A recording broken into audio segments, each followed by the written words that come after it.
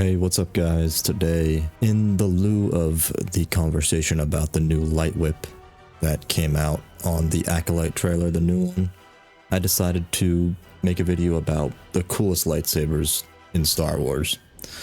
And this is just my opinion. It's a subjective video, so don't come crashing at me in the comments. But I would like to hear your guys' opinions as well. So at the end of the video, I'll say it again, but I would like you to share what you think your favorite lightsaber is in the comments below. And let's get into it. So I'm on here on screenrant.com. They ranked the 20 best lightsabers in their opinion. This is another subjective list, but we'll kind of go through it and see how I feel about them. First, we have Tara Sinube's lightsaber cane. And I think it's a pretty cool lightsaber idea. I think having a lightsaber cane is a pretty cool idea. You can just kind of pull it out of nowhere. It's very unexpected. It kind of fits the character too, an older Jedi. Having a lightsaber cane just kind of fits the character. I think it's a pretty cool lightsaber. Next, they have Ezra Bridger's lightsaber blaster, which I think is a great design. Having a blaster on your lightsaber is pretty cool. Had never really been done before that. And they brought it to life on the screen, so I thought that is a pretty good design. And just the concept of a lightsaber blaster is pretty sick. Next we have Tenel Ka's Rancor Tooth lightsaber, which is also pretty sick. Having a Rancor Tooth as your lightsaber hilt is pretty cool. It is from Legends, so it's not canon, but still, just the concept of having a Rancor Tooth as your lightsaber hilt is pretty awesome. And the lightsaber blade being almost like an aqua color, a very light blue, is also very cool. And I think it's a really cool looking lightsaber. And then of course we have the lightsaber whip, which we also saw in the trailer for the Acolyte, the new one that came out. This one specifically is from the High Republic. It is also a purple light whip, which we also see in the trailer is also a purple light whip. But yeah, I mean, I think it's a pretty cool idea, a concept, but I'm excited to see how they use it in the new Acolyte show, because in Clone Wars they did have light whips, but they were more like they were electrocuting light whips. They stunned you. They didn't cut through. It wasn't like an actual lightsaber as a whip, but I'm interested to see how they use it in the Acolyte show. And yeah, I mean, I think it's a good idea. It's a pretty cool design. I can't say it's bad, but it'll be interesting to see how they use it in the new Acolyte show. Next, they had a lightsaber gauntlet, which is like a concept art from the Clone Wars. And yeah, I mean, it looks sick. I can't really say anything bad about it. I think it looks pretty cool. It never came in actual Star Wars, but it's a pretty cool concept.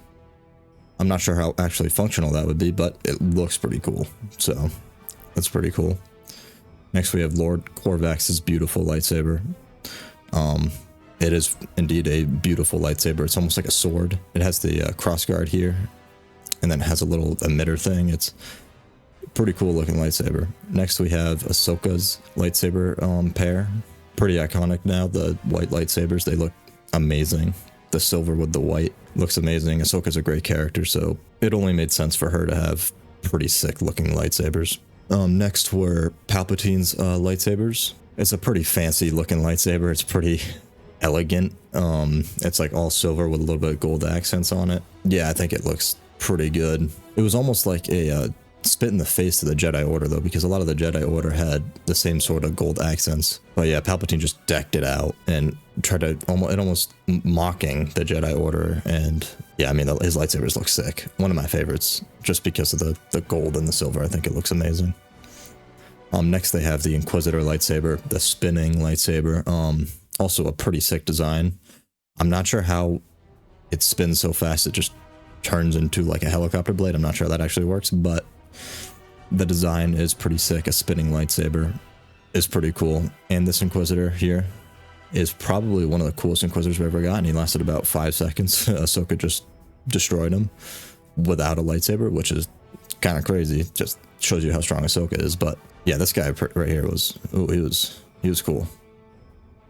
And then next we have the iconic Darksaber, which we see multiple times now in the Clone Wars and the Mandalorian. It's a pretty sick lightsaber because it's unique. There's no other Darksaber. It's just one of one, you know. And it is shaped differently. It's almost like a sword. And the hilt is super unique. It's a flat hilt. It's a flat blade, and it's black with a white outline, it's just beautiful. It's a sick lightsaber. One of my favorite. I don't even know if you'd call it a lightsaber. It's a Darksaber. It's its own kind of thing. And yeah, we also see it in Rebels too. But yeah, I think the design is great. I think it's one of the best designed lightsabers, you could say, in Star Wars. One of my favorites. Obviously you have Kylo Ren's crossguard lightsaber, which is, I'm not sure if it actually makes sense in Star Wars for it to actually work like that, but it's a really cool looking lightsaber, to be fair. It's a cracked crystal or bleeding crystal or whatever they said, where the lightsaber and blade is actually like crackling all the time. It's almost like a broken blade. And then the crossguard too makes it look sick. It's one of the coolest looking lightsabers in Star Wars, but functionally I'm not sure. I'm pretty sure I've seen some videos on why it actually doesn't work, but overall the design is actually really sick. Next they had Darth Maul's double-bladed lightsaber, which is iconic. Darth Maul's double-bladed lightsaber was the first double-bladed lightsaber we saw in Star Wars. The Phantom Menace, he comes out looking so cool and then brings out a double-bladed lightsaber. Like, it doesn't get much better than that. And we see him obviously use it again in Clone Wars and also Solo. He brings out a different kind of version where it's like almost like a put together scrapped kind of lightsaber. And then we see it in Clone Wars again. Yeah, it's just a sick looking lightsaber and also very iconic. Next they had Asajj Ventress's split saber, which is also a pretty sick design. It's almost like it's a double curved split saber, so that one side is curved one way, one side's curved the other way, and then you can put them together and take them apart. It's pretty sick. It's almost like Cal Kestis's lightsaber that you can use in the Jedi games, but it's pretty cool design. I'm not sure if I necessarily like the stripes, the black and silver stripes on it, but the overall design of the lightsaber is pretty sick, and I can agree that is a very cool looking lightsaber. Next they had this Star Wars Visions lightsaber, Parasol. I think it's a pretty cool design. We don't really see it anywhere else, but I mean, it's a spinning lightsaber thing. It's pretty cool. It's not like it's a weird design, but it's also pretty cool. I never really seen it before, and I mean, it's definitely a cool design. Next we have Stellan Geo's High Republic lightsaber, which is a pretty cool looking lightsaber. It also has the crossguard, which I'm not sure how it functionally works, but I think overall though it looks sick. It's almost like a long sword, but it's a lightsaber. It's pretty cool. It doesn't get much better than having a long sword, but a lightsaber. That's pretty sick.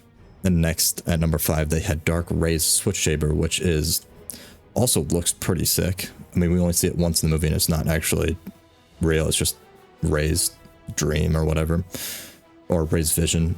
I mean, yeah, the lightsaber looks pretty sick. It's like a folding lightsaber. It's like a switchblade lightsaber, almost like they say here. But yeah, I mean, I think it looked pretty cool. And then next, also one of my personal favorites, Count Dooku's curved lightsaber, which is sick. I think the design on that is just so clean, and it has the little thing up here by the emitter that it just looks sick. I know that Sir Christopher Lee, the actor, actually wanted the curved lightsaber because of his swordsman background, and he thought the curved hilt made it easier for him to, twirl and do these moves with the lightsaber. So, I mean, thanks for Sir Christopher Lee, may he rest in peace, for his, being able to get this curved hilt, which is one of my favorites. I think it's probably one of my top 3 favorite lightsabers in Star Wars. Next, they had a more recent Baylan Skoll's lightsaber, which it was definitely unique, and it was a very distinctive lightsaber, like they say, being an orange color, which we hadn't really seen besides the Jedi games where you could make your lightsaber orange, but we hadn't really seen it like very much at all. Maybe besides like Plo Koon, in like concept arts, I'm pretty sure he had a orange lightsaber, but we hadn't really seen it before, and this is kind of the first time we see it in live action as well. And so, I mean, yeah, it's a pretty cool looking lightsaber. It's pretty basic, but it also is orange, so it's pretty cool. Next we have the iconic Darth Vader lightsaber, which is just crazy. And then this one specifically is the dual phase lightsaber, which allowed him to switch between two crystals, like allowing him to customize the lightsaber length like they say in here.